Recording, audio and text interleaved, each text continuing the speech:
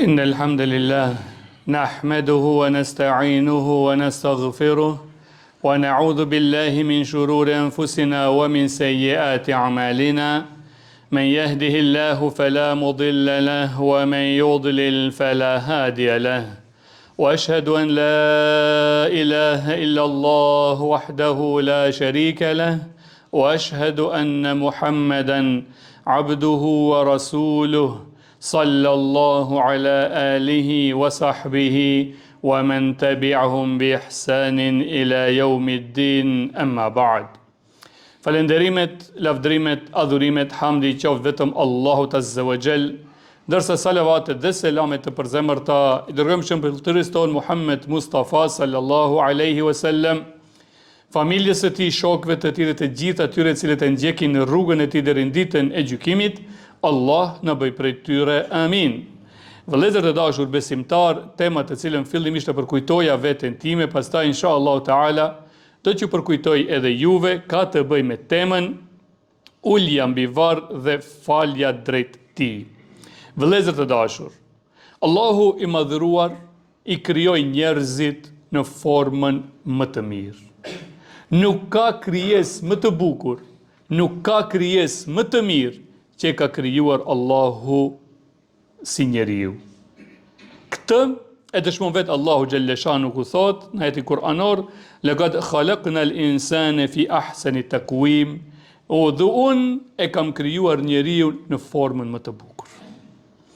Pastaj Allahu Gjelleshanu e nderoi njeriu me nderimet më të mëdhaja nga gjitha krijesat tjera.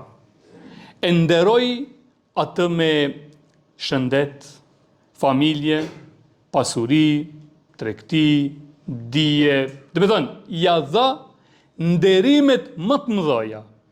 Edhe kjo me dëshmi të Allahu Gjelleshanu ku thot, وَلَقَدْ كَرَّمْنَا بَنِي آدَمَ. Dhe vërtet që ne i kemi nderuar bitë e Ademit. Bitë e Ademit, gjithë, pa dallim race, kombi, gjinie, feje, të gjithë i kanë nderuar Allahu Gjelleshanu me nderimet më të mëdha. Mirësit Allahu të lartësuar dhe nderimet e tij ndaj njerëzve janë aq të shumta, se që nëse kishim marrur ne që ti numëronim mirësitë e tija, nuk do të kishim patur mundësi ti numëronim. Thot Allah në Kur'an, wa in ta'uddu ni'matallahi la tuhsuha. Dhe sikur të mundoheni të numëroni mirësitë e Allahut, kur nuk do të ishit në gjendje të radhitni ata. Vëllezër të dashur, Allahu Gjelleshanu, përveç që njeriut ja bëni këto nderime kur e solli në tokë dhe ja dha jetën. E nderoj me nderime që nuk mund të numërohen. Por Allahu Gjelleshanu nuk mjaftoi me nderimin e njeriut vetëm sa është i gjallë dhe pas vdekjes nuk është askushi. Allahu e nderoi njeriun edhe pas vdekjes së tij, duke na obliguar që ne ta pastrojmë kufomën e të vdekurit.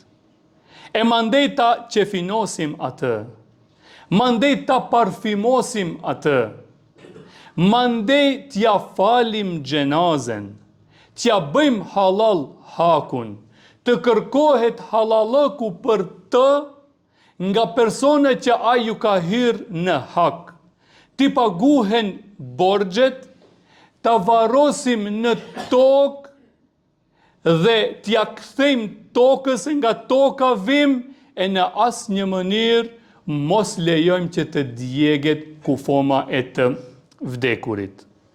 Nga ato nderime të drejta tjera që Allahu i lartësuar e nderon njeriun, është edhe ndalimi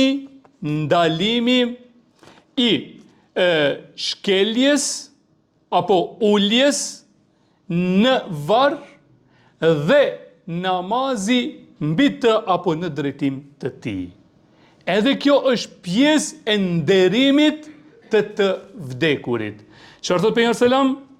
La tajlisu ala al-qubur wa la tusallu ilayha mos uleni në asnjë formë mbi varre, por do të kaloni në mes tyre. Dhe tjetra, as mos faleni në to dhe as mos faleni në drejtim të tyre. Pra, hadithi na bën të qartë se Allahu xhalleshanuhu i respekton, i nderon me nderime njerëzit edhe ata kur ishin të gjallë edhe pas vdekjes së tyre. Pra, hadithi na bën të qartë se ne duhet t'i nderojmë varezat sikurse njerëzit që pushojnë në to do të ishin të gjallë. Nuk guxojmë që ne të ulemi mbi to. Nuk guxojmë t'i dëmtojmë ato. Duhet të kujdesemi për to, pastrimin e tyre, mirëmbajtjen e tyre dhe të silemi me to në formën më të mirë të respektit ndaj varezave.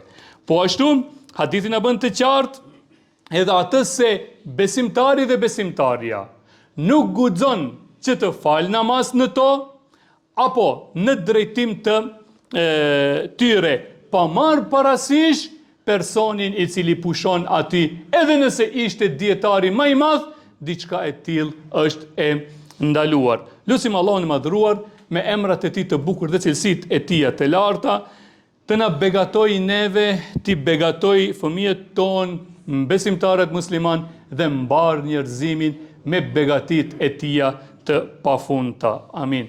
أقول قولي هذا أستغفر الله لي ولكم ولجميع المسلمين من كل ذنب فاستغفروه وتوبوا إليه إنه هو التواب الرحيم.